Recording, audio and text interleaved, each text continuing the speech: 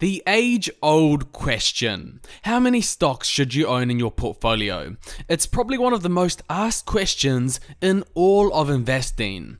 Now, I'm not going to answer this question because I want to show you what the greatest investor of all time, Warren Buffett, has to say on this question. Let me show you this clip where Buffett gets asked how many stocks you should own in your portfolio. My name is Mark Hake. I'm from Scottsdale, Arizona, and I am very interested in your policies on diversification and also how you concentrate your investments. And I've studied your annual reports going back a good number of years, and there's been years where you had a lot of stocks in your marketable, equitable securities portfolio, and there was one year where you only had 3 in 1987. So I have 2 questions. Given the number of stocks that you have in the portfolio now, what does that imply about your view of the market in terms of, is it fairly valued, that kind of idea? And second of all, it seems that whenever you take a new investment, you never take less than about 5% and never more than about 10% of the total portfolio with that new position. And I wanted to see if I'm correct about that. Yeah, well, on the second point, that really isn't correct. We have positions which you don't even see because we only listed the ones above 600 million in the last report, and obviously those are all smaller positions. Sometimes that's because they're smaller companies and we couldn't get that much money in. Sometimes it's because the prices moved up after we bought them, and sometimes it's because we may be selling the position down even. But so there's nothing magic. We like to put a lot of money in things that we feel strongly about, and that gets back to the diversification question. We think diversification is, as practiced generally, makes very little sense for anyone that knows what they're doing.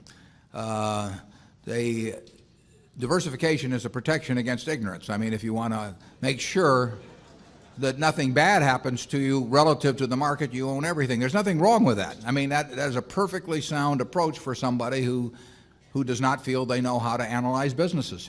If you know how to analyze businesses and value businesses, it's crazy to own 50 stocks or 40 stocks or 30 stocks probably, because there aren't that many wonderful businesses that are understandable to a single human being in all likelihood. And to have some super wonderful business and then put money in number 30 or 35 on your list of attractiveness and forego putting more money into number 1 just strikes Charlie and me as madness. And it's conventional practice, and it may, if all you have to achieve is average, it may preserve your job, but it's a confession in our view that you don't really understand the businesses that you own. On a personal portfolio basis, I own 1 stock, but it's a business I know, and it leaves me very comfortable. So, do I need to own 28 stocks in order to have proper diversification? It'd be nonsense. And within Berkshire, I could pick out 3 of our businesses, and I would be very happy if they were the only businesses we owned and I had all my money in Berkshire. Now, I love the fact that we can find more than that and that we keep adding to it. But 3 wonderful businesses is more than you need in this life to do very well. And the average person isn't going to run into that. I mean, if you look at how the fortunes were built in this country, they weren't built out of a portfolio of 50 companies. They were built by someone who identified with a wonderful business. Coca-Cola is a great example. A lot of fortunes have been built on that. And there aren't 50 Coca-Colas. There aren't 20. If there were, it'd be fine. We could all go out and diversify like crazy among that group and get results that would be equal to owning the really wonderful one. But you're not going to find it. And the truth is, you don't need it. I mean, if you have a really wonderful business, is very well protected against the vicissitudes of the economy over time and competition. I mean, we're talking about businesses that are resistant to effective competition, and 3 of those will be better than 100 average businesses. And they'll be safer, incidentally. I mean, there is less risk in owning 3 easy-to-identify wonderful businesses than there is in owning 50 well-known big businesses. And it's amazing what has been taught over the years in finance classes about that. But I can assure you that I would rather pick, if I had to bet the next 30 years on the fortunes of my family that would be dependent upon the income from a given group of businesses, I would rather pick 3 businesses from those we own than own a diversified group of 50. Charlie? Yeah, what he's saying is that much of what is taught in modern corporate finance courses is twaddle.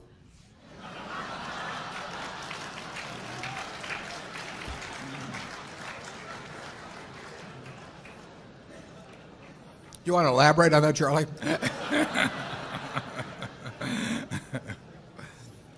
You cannot believe this stuff. I mean, it's modern portfolio theory, and it has no utility. But I mean, it will tell you how to do average. But I think anybody can figure out how to do average in 5th grade. I mean, it's just not that difficult. And it's elaborate, and there's lots of little Greek letters and all kinds of things to make you feel that you're in the big leagues. But there is no value added. I have great difficulty with it because I am something of a student of dementia, and I have. Yeah, we hang around a lot together. And I get ordinarily classified dementia, on some theory structure of models, but the modern portfolio theory, it involves a type of dementia I just can't even classify. No. Something very strange is going on. Yeah. If you find 3 wonderful businesses in your life, you'll get very rich. And if you understand them, bad things aren't going to happen to those 3. I mean, that's the characteristic of it. By the way, maybe that's the reason there's so much dementia. If you believe what Warren said, you could teach the whole course in about a week. Yeah.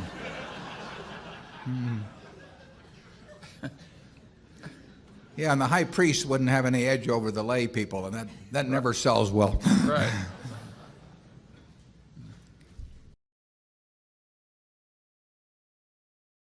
So there you have it. If you're willing to put a lot of time into analyzing different businesses, understanding them, calculating the value, assessing the managers, then you only need to own a few stocks.